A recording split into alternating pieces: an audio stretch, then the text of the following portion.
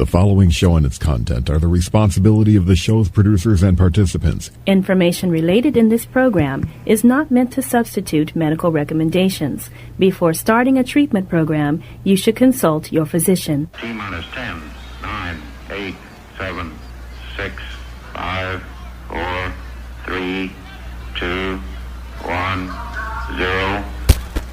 Ignition. Liftoff.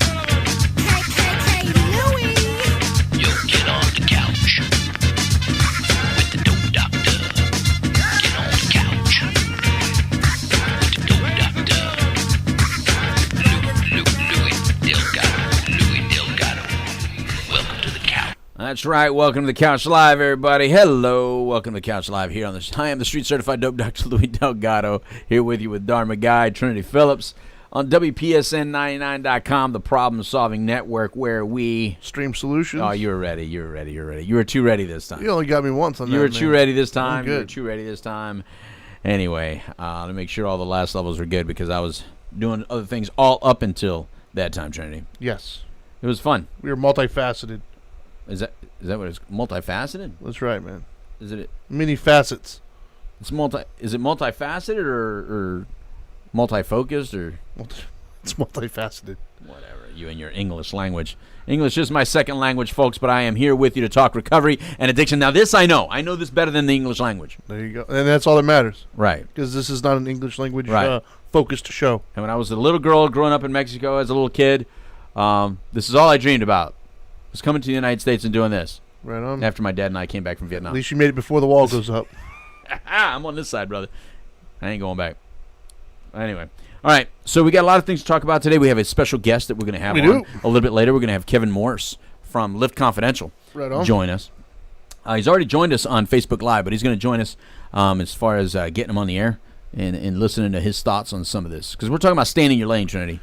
Today it's all about staying in your lane. There's too many people that have different opinions on three major issues is why we're talking about staying in your lane today. This is why Trinity and I wanted to talk about staying in your lane today. Yes. Three major issues where people jump out of their lane. And not only jump out of their lane, but like completely go into your lane or you completely go into their lane. Yes. And you need to settle down, right? Yes. One is how you recover in the first place. Going to meetings. What kind of meeting you should go to. AA, NA, this A, that A, whatever A. Or going to meetings at all. Everybody wants to put you in their lane. And you want everybody to go in your lane. However you recovered, you want them to come over to your side or whatever. The other one everybody talks about, where they get out of their lane, is everybody's a professional. What an addict is, what an addict needs, what recovery should look like. Yes. Everybody's a professional all of a sudden. Yes. Right? Well, it's big news, so everybody's got to have their piece. Everybody's your therapist. My brother did this, my neighbor did this, right? Yeah, everybody's, they've read an article, so now they're all... They're experts. Yes, exactly. Yeah. And the reason we're talking about it is because people are dying. People die, so you got to take ownership of that expert advice. Yes. And then the third thing is this medication-assisted treatment. Oh, my God, dude. It's a huge topic everywhere I go. Such a big topic. Every people have some serious opinions. People who shouldn't have opinions have opinions. You saw some text I exchanged with somebody the other day, all of a sudden, called me a damn drug dealer because I said cops should carry Narcan. Yeah. I'm a drug dealer now. Yes. It was big middle finger to that wasn't crap. That person also... Never mind. Never mind. I'm just saying medication-assisted treatment just ruffles feathers. It does. One way or a lot, actually. And people go out of their lane. Yes. Man, look, here's what I promise you. The reason Trinity and I talk about this is because this is our lane. This is 100% our lane. But even then, your recovery is yours. Your family is yours. And your relationship and your outcomes and your path is completely personal to you, and I get that. So we may give recommendations on this show, but that's all they are. There are professional opinions and recommendations, You should seek out your own or do your own or what's right for you at the end of the day. And that's the difference between staying in your lane and not staying in your lane. Yeah. Piece of it. Yeah, I'd agree. Some people say this is how it's done. This is how you should do it. This is the only way it's done. So let's get started right away. Let's do it. All right. So meetings, Trinity. Meetings, AANA, all that stuff. You hear a lot of people have some very serious opinions about, first of all, how they got clean and sober. And we're going to talk a little bit about that even when we talk about Matt. But people like to, this ain't your daddy's recovery anymore. I liken it to the fitness industry, to be honest with you, a little bit. Okay. Because the thing that I've noticed in the fitness industry that kind of mirrors this, is you'll have people in the fitness industry who don't necessarily have the credentials or the education, right? But they know it worked for them, right? Like maybe they lost weight or they look good, right, and they know what the routine that they're doing, and so what they do then is, people will come up to them like, "Whoa, what are you doing?" Yeah. Because they just assume because you look good, you know what you're doing. Right. They don't think of genetics. And you made for you. Yeah, and they don't know genetics and things of that nature. Right. And so the other person, I'm going to assume, with all, good intentions, they're like, "Oh, well, all you need to do is this, this, and this." Right. And they're basing that only off of their own personal journey. Anecdotal information. And they say this should work for you too. You just go out and do these things. Right. Not taking into consideration if this person's maladapted to do certain things, their mobility issues, things like, genetics, things like physiology. Like, they're not taking into account anything that an educated individual would take into account. Right. It's strictly, this is what I do. I look great. Right. You should do the same thing. You'll look great too. And obviously that doesn't always work. And so I liken to it the same thing in the sense of recovery is, well, this is what I did. And this is what you should do too. Right. They're not educated. They're not trained. The only quote unquote education that they have is, I'm an addict. I've recovered, and so this is what you should do. Right. And it's like, wow, bro. Like, you don't have any data to back that up. You're not qualified to give that kind of advice, and it's just crazy to me. And even if they are educated, God, I hate to bring politics into this. Well, here we go. But I can't help it. No, you don't. You love bringing politics. I should have never started watching politics. It just truly screwed up my life. It's like I see a Tootsie Roll everywhere now. No. The reason I'm bringing it up is because, for instance, if you're trained in something and you already come into it with a certain notion or a certain idea, all too often you hear what you want to you hear what you want to see. I mean, you hear what you want to hear. You see what you want to see, right? Yeah. For instance, like we just had that the president just spoke, right? The State of the Union address. Yes. And the people that already hated him, all they heard was negativity and divisiveness. I'm independent. I'm like, I didn't hear that. I actually thought it was the best speech he ever did. I was impressed because I was expecting him to say a lot of stupid shit, and even though he said a couple things that I think were ridiculous, for the most part, as a whole, I'm like, dude, I gotta do her clap. Oh, wow. I got you because I think you did very well. So here's what I'm saying. In other words, in recovery, in addiction, I think it's the same. I think if you want to hear a certain thing, you hear it, and it validates your opinion. Yeah. And so there's a lot of people that think they're professionals out there because they have a license or because they have some sort of certification or because they themselves are in recovery. They feel that gives them a portion. Here's what it does. It gives you the ability to maybe have some understanding and then give some opinions. But at the end of the day, there's a lot of complexities to this. This disease is a very much an unknown in a lot of ways. And then also other ways, it's a very, how do you say simple disease without it sounding so simple? There's some certain things that are really simple, meaning very, how do you say communal? Like everybody has the same kind of, there's a certain symptomology that's kind of the same with so many people. Right. So there's certain ideas that we all have that says if you do this, at least that gets taken care of. Right. Because that's kind of the same. And then the more difficult things, this is how it gets treated over here. The reason I'm even bringing that up is because AA and NA, fantastic. All the other A's, fantastic.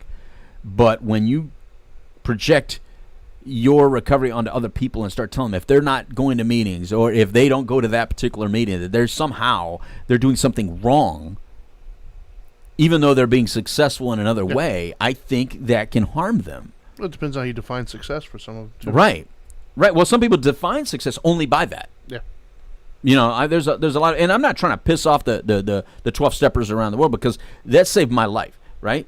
the 12 steps were very important and a very useful thing within my life at times. And I have 30 years, right? So I'm not going to say that there's not a role there, but it was never my intent, ever, when I started changing my life, that I was going to become a professional 12-stepper. Right. That was not my intent. My intent was not to sit there and continuously say that I'm a disease-ridden and that I'm damaged and I'm broken. Right. That wasn't my goal. And I'm not saying this to give anyone an out to not go, and I'm not saying this to piss all of you off. I'm just being realistic in saying this, because the truth is that I look at this like I'm in remission. There is an illness that I suffered. I'm in remission. And if I'm in remission from cancer, I'm not going to go out every day and say, I'm cancerous today. I'm cancerous. I'm cancerous. I'm one decision away from cancer. Yeah, we talked about that, I think, last week. The negative mindset for me is not healthy. Yeah. I require a mindset of hope and faith that this is handled as long as I do these things. And one of those things that I need to do on a daily basis is to understand these are the healthy things so that I never have to be outside of remission and back to disease form. Right. Instead of saying, I'm still cancerous. And so for people out there that are constantly pointing and looking even at me and saying, oh, you got 30 years, but hey, because you're not going to meetings every day anymore, Lou. You're in danger. Even though I haven't gone to meetings daily in 21 years. Yeah, you're in danger, man. It's been 21 years. And still, if I get around a heavy 12-stepper and they find that out, they're like, oh, yeah. They shake their head. You're screwing up. Like I'm doing something wrong. Yeah, you're screwing up. Look, your lane is your lane, my lane is my lane. But when I help people, I tell them how important meetings are initially in the process for sure. Now, where it goes from there, I don't know. I don't say you ever graduate the program. I don't say there's a graduation level. I'm not saying I'm perfect or I'm healed. I'm simply saying initially for sure, there is no better place that I know of.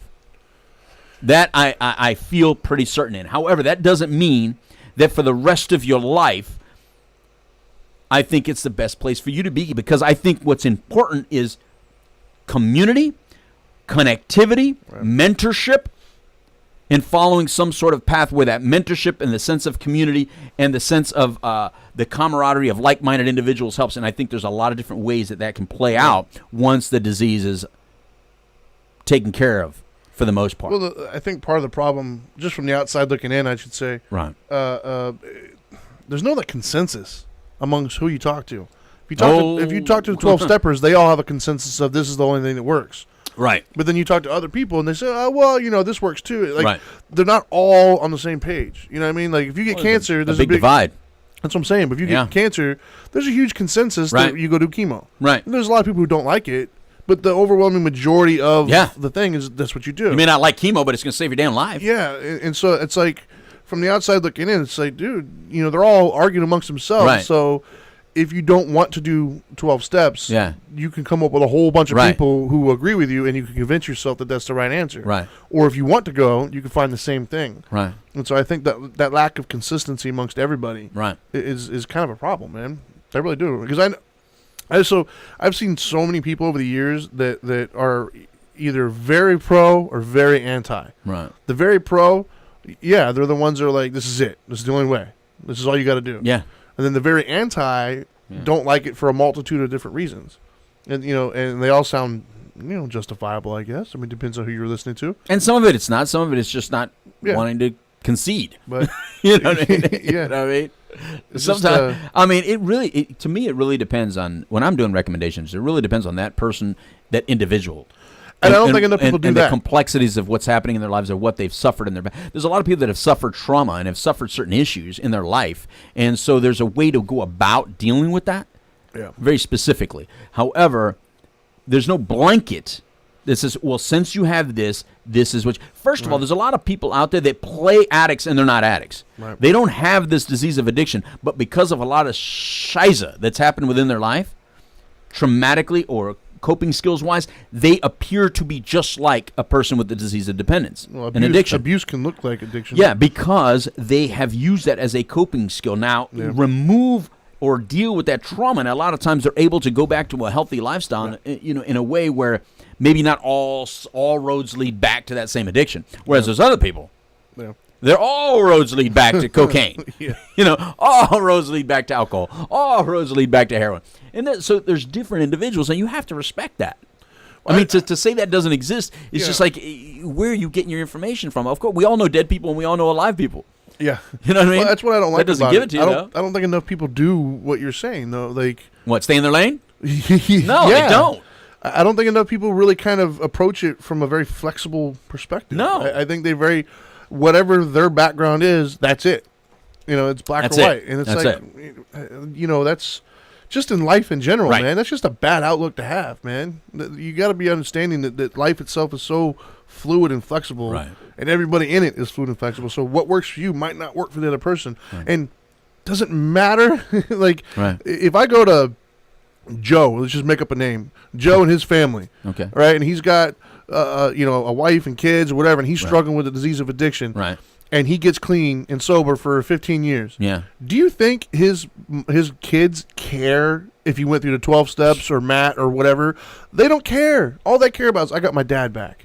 Why do you think these parents are not even caring if their kids are smoking pot right now? Because at least they're not doing heroin. Yeah. So, no, they don't care that their kid is not going to that particular meeting or doesn't believe in God the way you believe in God or whatever it is. Right. You know what I mean? You're sitting there in an argument over the wrong thing sometimes. Yeah. You know? And that's just meetings and how to get there and how to keep it, right? Yep. But there's other things, and I want to get into some of those other things. So let's get Kevin Morse on the line. And let's get it, because when I talk about professionals, I want him involved because Kevin Morse is an interventionist. He's an interventionist with a great story of how he got there in the first place. But the point is Kevin Morse is one of these people who he's not certified as an interventionist. Really? No, he's actually not certified as an interventionist. But I've known individuals in treatment centers that have used Kevin Morse and he's been very successful. And I like the way he does what he does, and I like the outcomes. At the end of the day, that's what matters. That's what matters. But there are people out there that, because he's not certified in interventions, may take issue with that. Sure. And I get it. And so he may not be for you. You know what I mean? Right. But that doesn't mean that he's not qualified to help people. And I think he has a very successful business. So I want to bring him on and talk about that. Because, I'm a CAP, Certified Addictions Professional. I've been treating people for 28 years.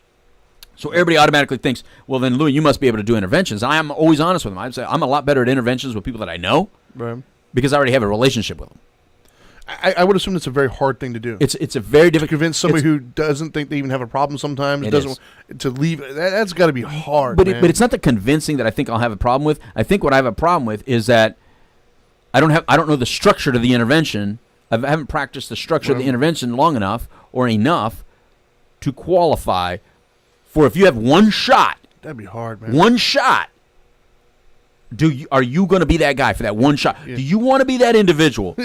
And one shot. Here's what I'm qualified for. If you're going to make one phone call, call me. Yeah. If you're going to see one counselor, call me. But as far as that one shot at doing an intervention, I'm not going to promise that I'm that person.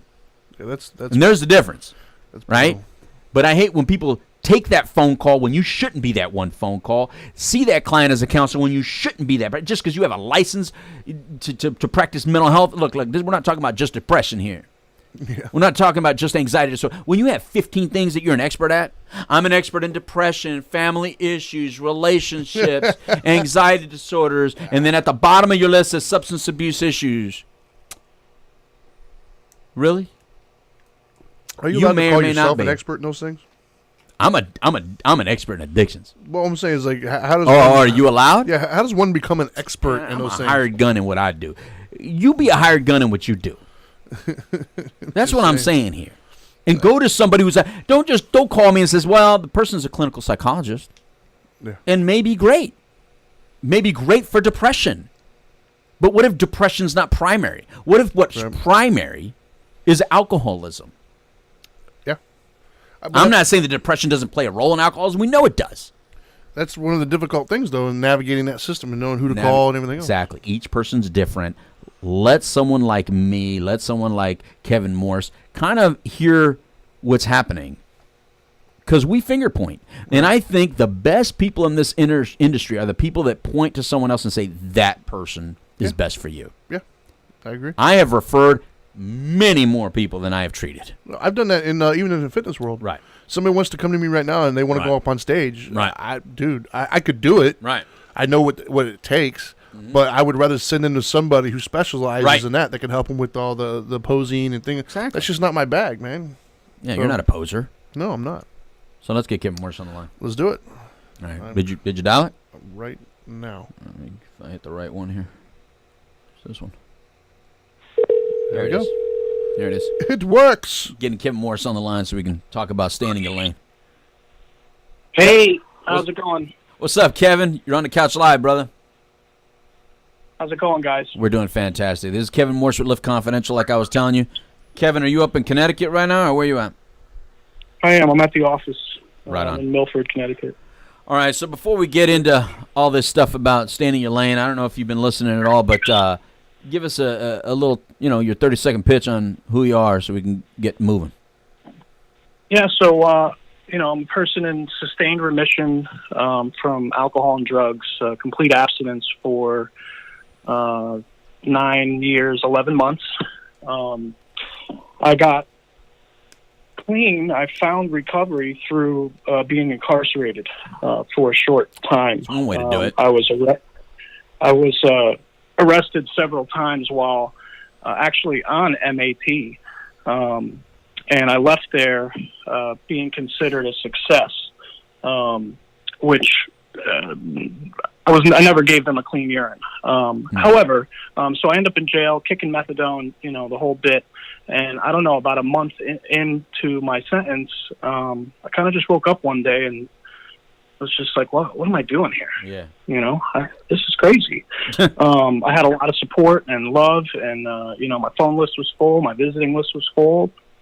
And, I always had people to show up for me, and I looked around, and a lot of people didn't have that in the county jail where I was doing my time. So I started to become really grateful, and I knew that I had some things to do, and I knew recovery had to come first. I tried all these other ways of, work treatment and marijuana maintenance treatment and only drink alcohol treatment, and all these have a baby treatment, you name it. None of that stuff worked. So I had to finally dig deep and just immerse myself into, the process of recovery. And I never looked back.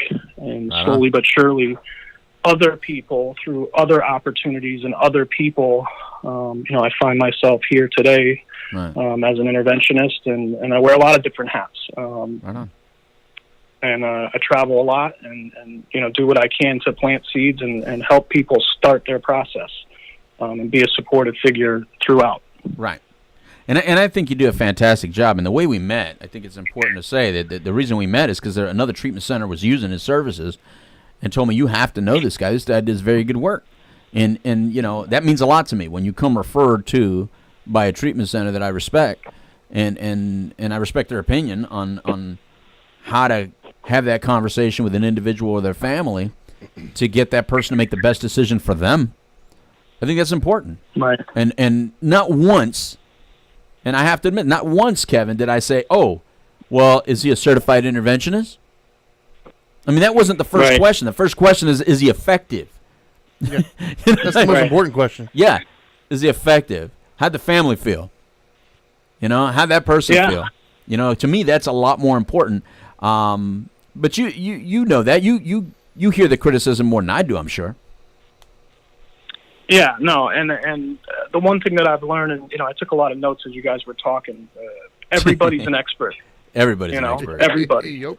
Children, families, professionals, mechanics. Everybody's a professional and an expert on addiction, and alcoholism. Right. So I'm not impressed with the credentials, and not to take that away from anybody. But like you were saying, you see a lot of that therapist, or counseling listing on the internet where, they're an expert in everything, and then somewhere in there is addiction, addiction psychology or you name it. But I really questioned their experience.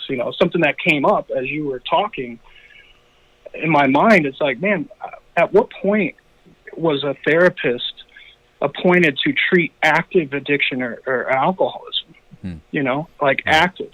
Because from what I know, therapists, you see once a week or once a month even, and then they're going to prescribe other medications that they don't even know a lot of times that these people are actively in addiction or alcoholism, but their parents, because we all think, send them to the doctor. Right. That's how they end up there. And then it just trickles into them making a referral based off of, a conversation that they had or who knows how they found this treatment center online. And you and I both know, I got to see the place that I'm going to send somebody's loved one to. You had that experience to spend that time with me, and I got a lot of questions, and I have criteria. Yeah. And it's the only reason I do this work, because I feel confident enough that I've traveled all over this country and toured facilities, and I probably have, a handful out of the 40, 50 that I've seen that I would actually use. And they're beautiful and all that stuff, but there's reasons as to why I would use them and why I would refer to them. Yeah, I got to see that firsthand. It's funny, Trinity, because, I'm a joker. Right. So I love, and if you know me well enough, you see that I joke and then I get serious. And I joke, and even within my jokes, there's seriousness in there. And I think Trinity understands that. So as I'm joking, it almost like disarms people, because I think, well, this guy's just a joking fool. But the whole time I'm watching and I'm listening, and we were at, the Oxford, up there in Mississippi not that long ago with Kevin. And I looked over at Kevin, and Kevin went right into, he's in work mode. I could see he's in work mode. So when I did a joke and I looked at him and he was already in work mode, Kevin wasn't having it. Like, usually you could joke around with Kevin. All of a sudden I could see Kevin's not having it. And I laughed at him. I go, oh, you're in work mode now. And he goes, I have criteria. I got to make sure that's right. And I loved it, man. I was like, yeah, that's my boy. I felt good about it, because that's what I like.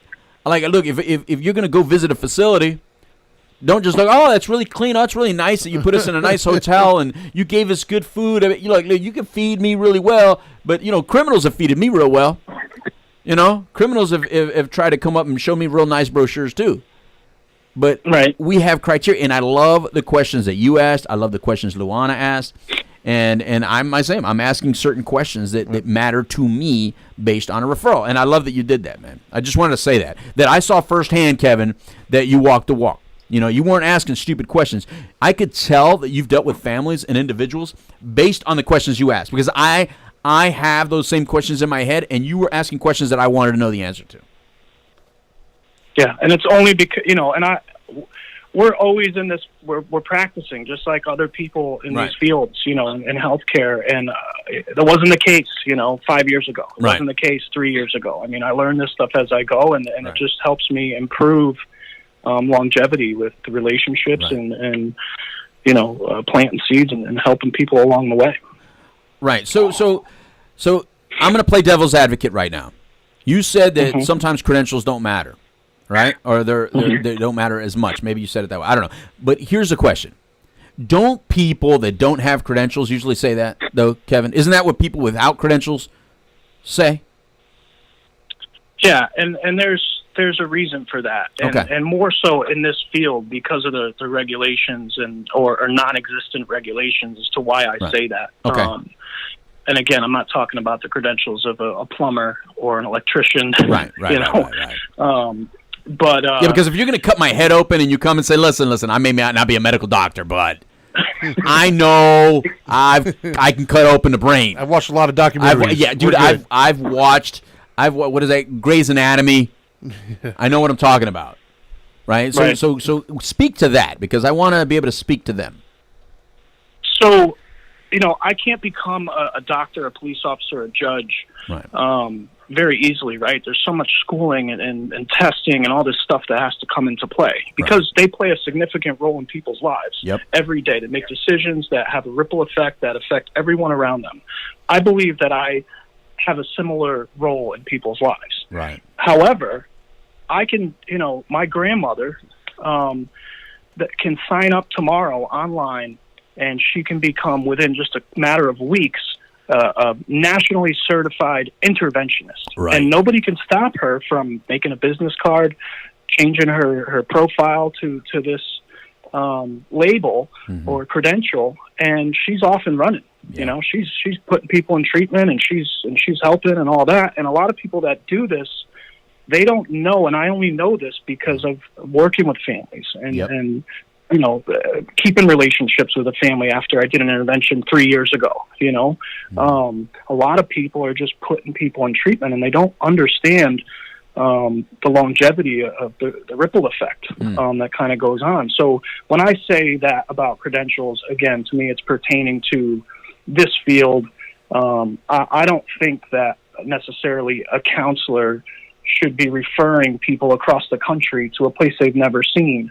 I think everybody, like you said, needs to stay in their lane or find their lane and define it and be a little bit more efficient in how they do things, because to me it's a part of the revolving door with treatment, right? We just get people in, and you and I both know getting somebody into treatment is the easy part. Right. Now, in the big picture, right? The hard part is what they do, there right after, how long they stay in treatment. And that's why, we've created something a little bit different as, we try to be the voice of reason in between treatment and the family, so we can help them make decisions because they have no clue. Right. And I want to pause right there for a second. Hold on. I want to pause right there for a second because that I've heard discussion on that. So I want to pause there because I want to remind people that when you and I, Kevin, are agreeing that the length of treatment matters, that is based on percentages. That's based on science. That's based on research. That can actually be followed. The people that have had a successful outcome dealing with this disease, fighting this disease, and you measure it between somebody who just did 30 days or just did outpatient compared to somebody who did the detox, the 30, whatever you want to call it, then stayed involved in IOPs, and stayed involved in outpatient, and they kind of did the deal. What we would call you just did the deal. You just committed. You just surrendered and said, you keep referring me to whatever, and I'll keep stepping down. Those people tended to have better outcomes. So I think that that's important to be said because there are those that are not doing the deal. And if you add up all their time in treatment, maybe they've done 6 months because they've done all 30 days. You know what I mean? So I wanted to make sure that we clarify that there's certain suggestions with certain professionals that if you do it the way they're recommending, that could be very successful. But longevity is more important, even more important than where you go, I would say, is staying involved and staying connected longer. Because I've seen people get clean and sober just from going to rooms. I've seen people get clean and sober from going to some of the worst treatment centers that exist. But when you combine what we're trying to do, people like Kevin and people like myself, and I don't want to speak for you, Kevin, but we're trying to combine the best possible scenario to take away some of those, the barriers that you are having. Like if you say, I absolutely won't do this or I absolutely won't do this, and I put you somewhere that I know can answer to that or speak to that, I feel a lot more comfortable that at least that barrier is not going to be an issue. Yeah, what's the healthiest, efficient, cleanest, cost-effective, safest route? Most proven. What's the most proven route? And that's what I follow. Yeah. Right. The other one thing that I want to point out that I think is important, and when we talk about, you guys mentioned my recovery and their recovery, right? How we look at that. I think there's a disconnect, and we kind of put treatment and recovery together, and I do too, almost on accident. But to me, it's a little bit different. Recovery is a lifestyle, right? And recovery is community and support. So that's always going to be there. But treatment isn't always going to be there necessarily. So when I place somebody into treatment, I'm not looking to control their recovery, or when I make decisions based on the next step, or the step down or whatever that looks like, I'm still basing those decisions on treatment, not on their recovery. That is down the line a bit, because right now you're in treatment, and yes, you're going to see recovery, and you're going to learn recovery. And you're going to start building your foundation, but treatment is treatment. Right. Plus, right now you're in crisis.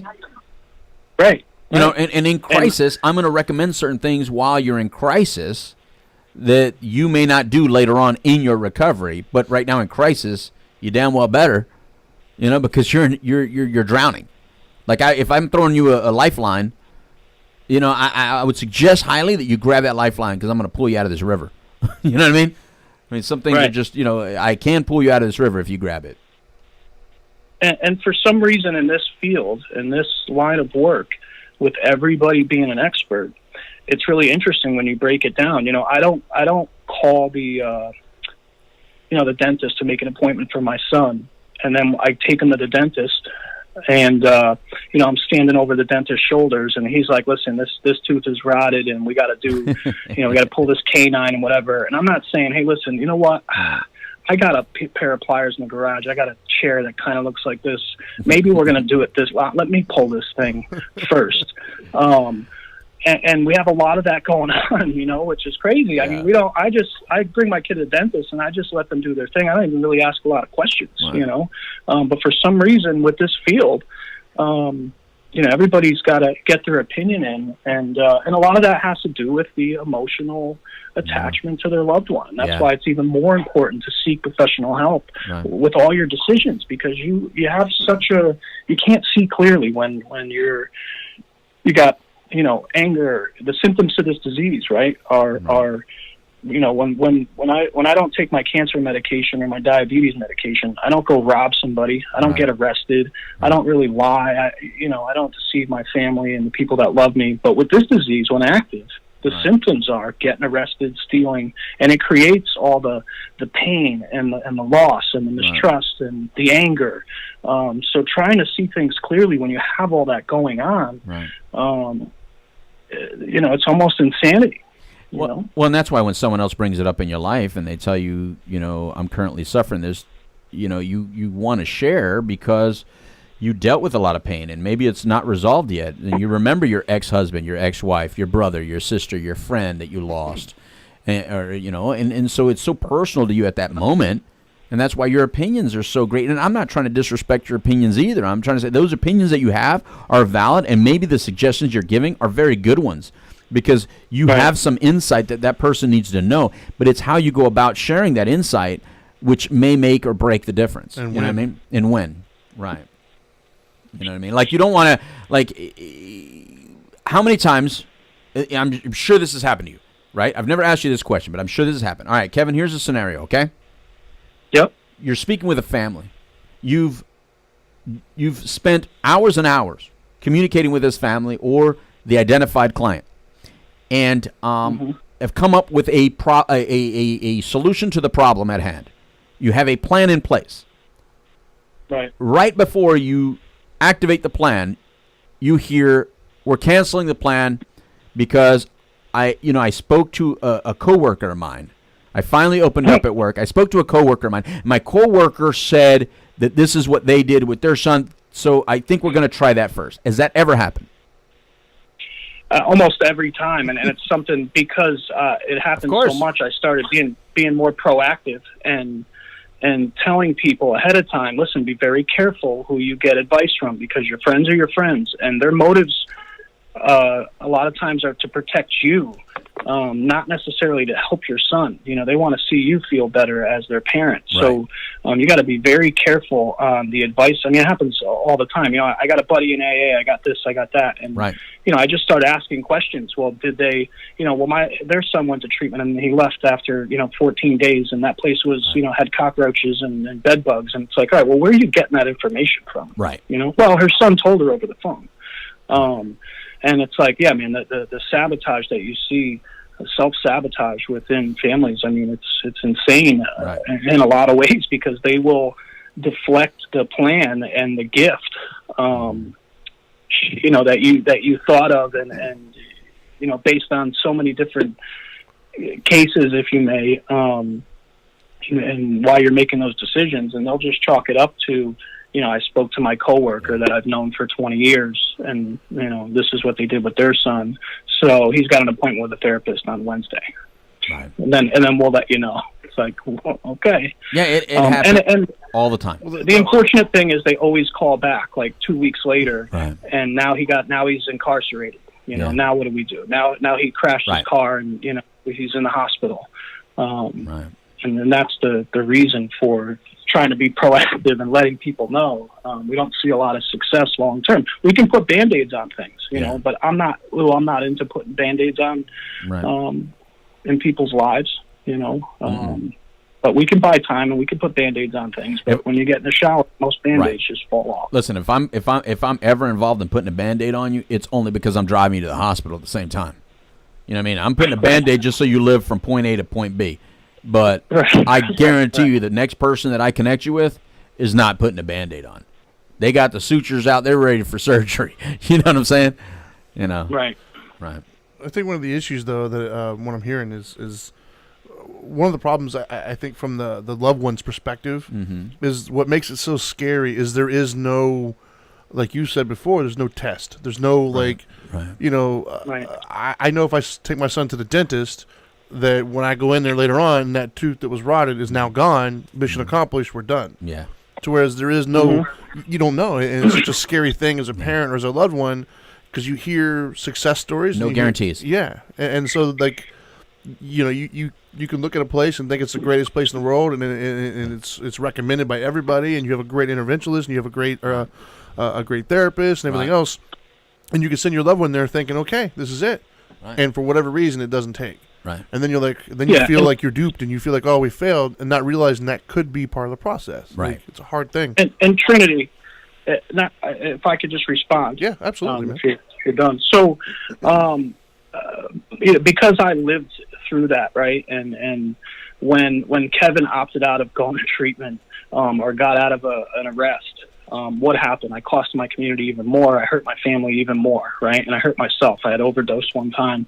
So what I try to, the goal is like, listen, someone who's actively using is safer to themselves and their family 9 times out of 10, either incarcerated, where I found recovery, and there was no treatment or anything positive going on in there, or in treatment. And, 99.9% of the time, treatment is the option with this disease, just like everything else. If you don't take the medicine that's prescribed for all these different diseases and stuff, then you just kind of sit back and just continue on, eating the things you were, and you're going to have the same results. So this is no different, right? But you're safer to yourself and everybody else in treatment. So let's try to get them there. And let's not forget that they're in active disease mode. So they're not seeing things clearly. And I think, the old fellowship model of, they're not ready, and he told me he doesn't want it, and all that stuff needs to start to dissipate a little bit, because the idea that someone that's shooting heroin every day is just going to wake up one day and make a good decision for themselves is it's just not going to happen. We're going to bury them first. Yes, my goal is to bring them to the lake, right, where there's support, there's rafts, there's fun, and there's all this stuff. They got to jump in the water, and they have to begin to filter that water and have that desire to live a new life, right? And I don't care how many times. To me, you're always safer in treatment. And we never know, right? And that's the part of this disease that we can't figure out. We never know when it's going to click. Ever. But again, waiting for it to click while they're home, when we have a plan and resources available, and just because we got them in treatment 3 times on our own and that didn't work, we got to keep trying, because again, the resources are there, and now on the flip side, we're just waiting for something bad to happen, and it doesn't make any sense. Too many people are dying because other people think they're not ready yet, right? And I think we got to lose that train of thought, and let's just get them to the lake. So it's there, and maybe they'll swim. That's all we can do. So now we have to bring up another part of this. Okay, we bring them to the lake to swim. You get them into treatment. They get in front of a professional. Now let's talk about medication-assisted treatment, because that's a lane people all want to jump in. Again, you sure you want to do this? We have to. And we'll do a show completely focused on medication-assisted treatment, and we'll get deeper into it when we have people that have conflictual sides, different sides, and that's fine, because I think it's a discussion that needs to be had over and over again, probably about 50 more times, if not more. Right. And then they won't agree, because it's such and we don't need them to agree. Here's why I want to talk about it on this particular show about staying in your lane, because all too often, again, we're in an industry where there are people that actually suffered from the disease or illness themselves and got to the point of being healthy a certain way. And based on however you did it, we tend to believe that if you just do as I did, you're okay. You don't need to do anything else other than that. Now, medication-assisted treatment is not brand new. It's not new. It might sound new to a lot of people, but it's not new. Back in the day, when in the 80s, in early 90s, when I made my changes, there were a lot of people that were on antidepressant medication because what cocaine does is it shrinks down your amygdala, and it makes it very difficult for you to enjoy just anything. And so a lot of people were suffering depression, clinical depression, after getting off of cocaine. And if they would go into the rooms and say that they were on antidepressants, see, the rooms have no opinions on outside issues, which I love. The rooms themselves are not the issue. AA, NA, and all the other A's are not the issue. They have no opinions on outside issues. However, individuals have a lot of friggin' opinions. And a lot of counselors and therapists had a lot of opinions. And I even had counselors that I allowed them to take. When I bought Quest Counseling, there's a certain counselor that I said, you take that entire office and it's yours. I'm giving you your business. I bought the business and gave her an office because her opinion was that if you were on antidepressants, you could not be in her group. Antidepressants. Now, that was considered medication-assisted treatment back then. That was considered that if you're on antidepressants, you're not dealing with your issues. You're not really engaged in recovery. You don't want this bad enough. What you need is more meetings, and what you need is more God, and you do not need medication. Yeah. And today, when I see it repeating, now, obviously, things like methadone and Suboxone are a little bit stronger than antidepressants. They're continuing the actual dependence to opioids. Okay, I get it. But Vivitrol is not. But you still have people with really strong opinions about medication-assisted treatment either way. You said you sure? If I'm sure that I want to get into this, why? Why is that? Why are you concerned that I get into this, Kevin? Because I'm sure you have your own opinions, and then you have recommendations. Right. What exactly is your question? The question is, yeah. You said, are you sure you want to get into this? Oh, I was just kidding. Because I know it's such a hot topic. Right. It's a big deal right now. And people. I mean, I did a live on this on my. I think I told you about this. My successful methadone treatment before I was incarcerated, and right. I mean, I guess I'll just dive right into into. Yeah, I mean, I left after 4.5 years of being on methadone. Now, before I got on methadone, I don't think I was arrested once. Right. I got on methadone, and it made me really tired. Right. And so I started doing a lot more cocaine, but I started to run out of money really fast. So I started stealing and started getting arrested. And just like the disease, criminally, you progress. You don't just steal the pack of gum. It starts with a pack of gum, and then it's a Reese's peanut butter cup, and then it's a magazine, and you're off and running. Right. So I started picking up a lot more cases and bigger stuff, and it all kind of came to a head. And I needed to get off the methadone because at that point they weren't giving it to you in jail. So I got off on my own, just white knuckled it. It was the worst experience of my life. God, that's the worst detox ever.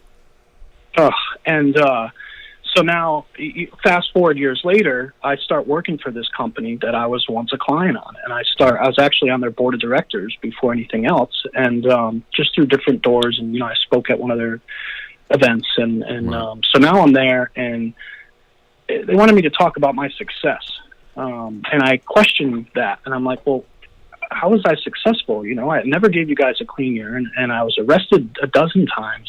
I didn't utilize anything there. Right. Well, when you left there, after, the last 30 days that you were on our treatment program, you didn't have opiates in your system, but you did have crack and, all these other things. So you were considered a success. Wow. And I think that's the part that I have an issue with, right? Because when we look at these success rates, the numbers are skewed. Right. Because that's not success to me. Right. And that's where we go into what people don't realize, and this is where the problems occur and the opinions happen, is this is a harm reduction model. This is not a solution model, right? So it's not the solution, and nobody's saying that it is.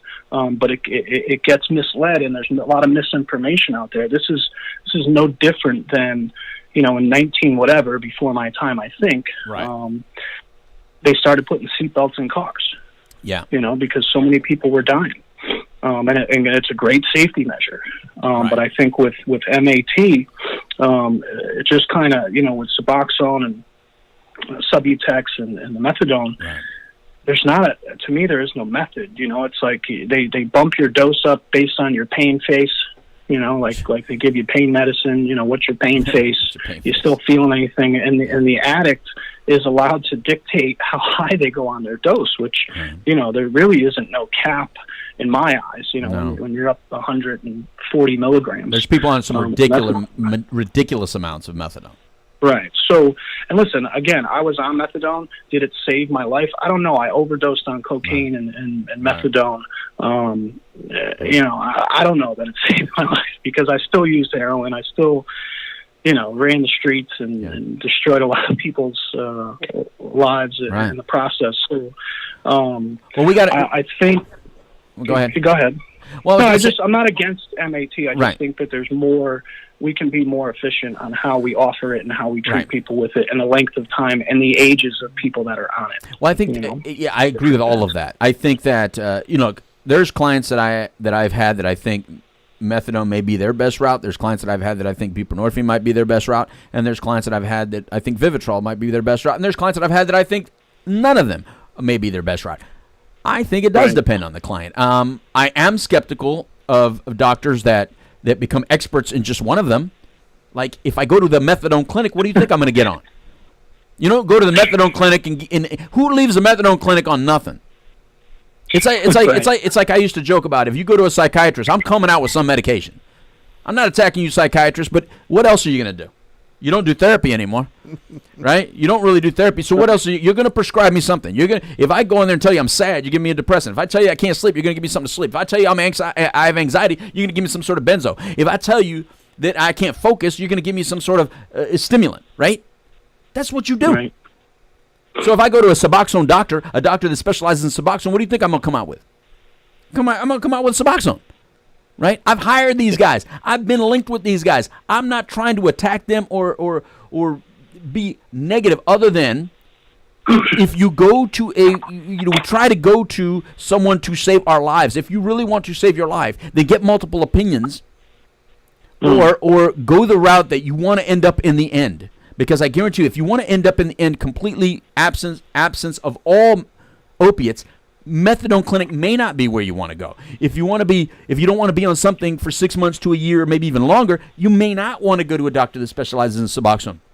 If you want an abstinence-based program, if you don't want to use anything, you want to get rid of it, then you may want to go the Vivitrol route, because it's not an opiate. It's not an addictive thing. So when you make that decision to get off of it, you're not having to go through another detox procedure. Look, Kyle Bryan, Kyle's on our Facebook Live. He's saying, I'm dealing with this issue now at work. He works in the industry. He's saying, I'm dealing with this issue now at work. Even in MAT programs, it's a touchy subject. There are some that are cool with some forms of MAT, and others that are against other forms of MAT, which is true.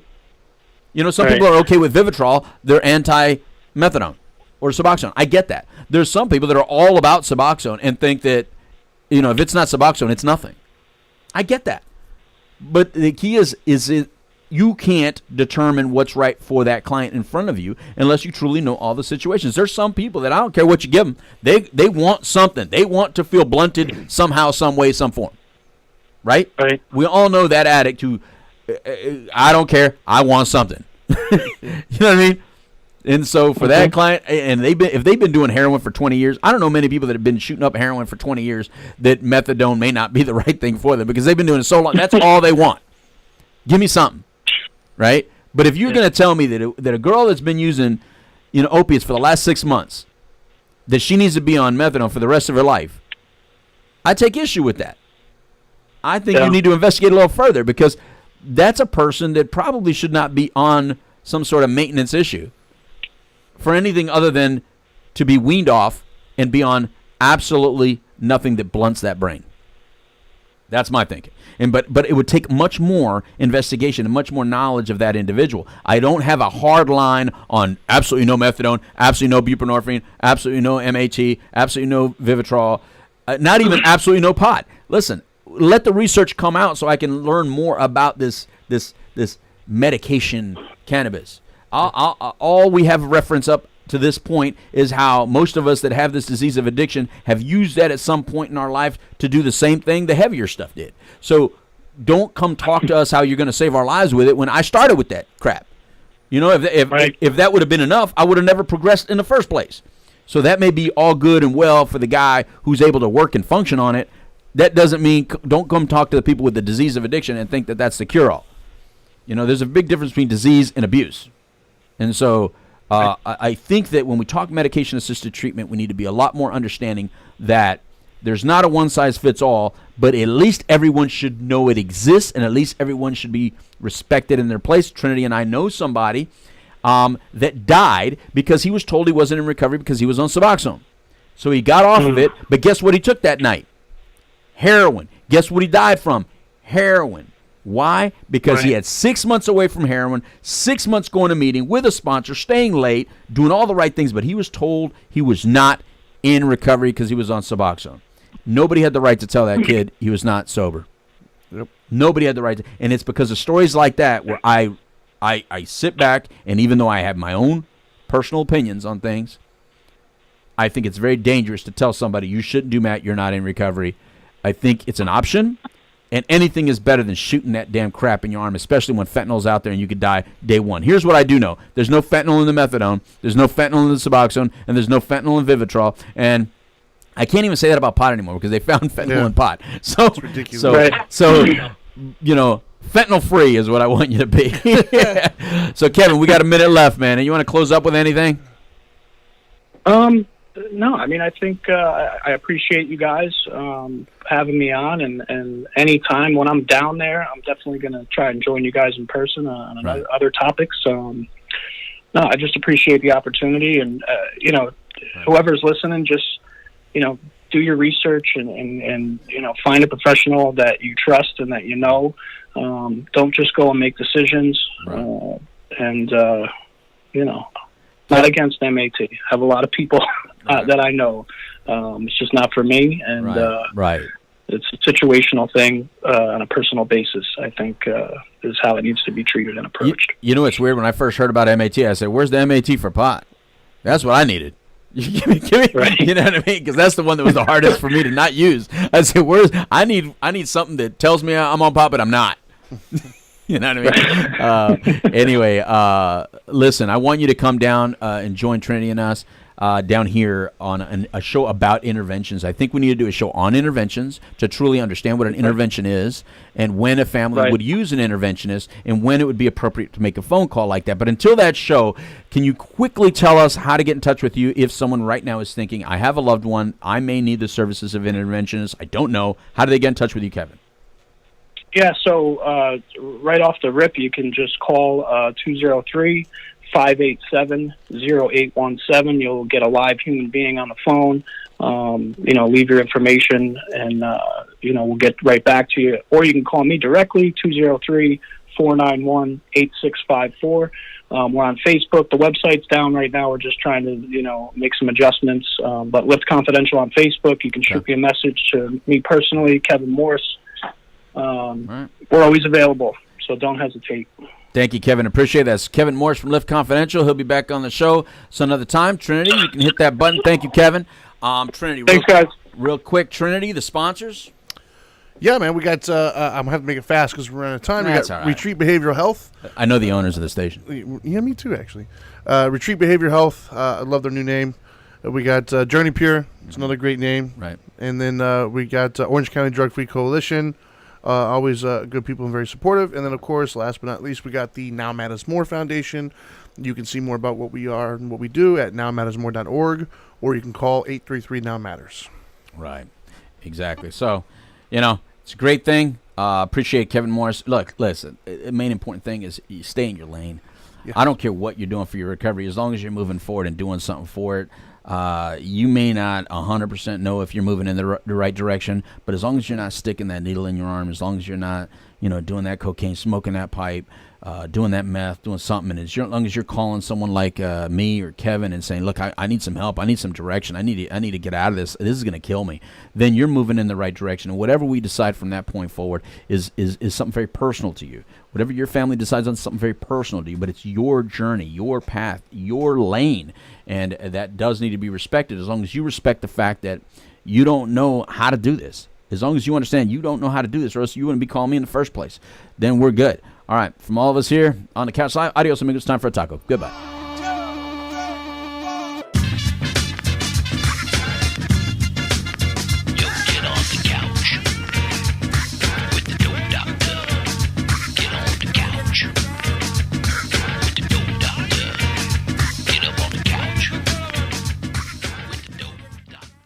And that was without even a single drop of rum. That was awesome.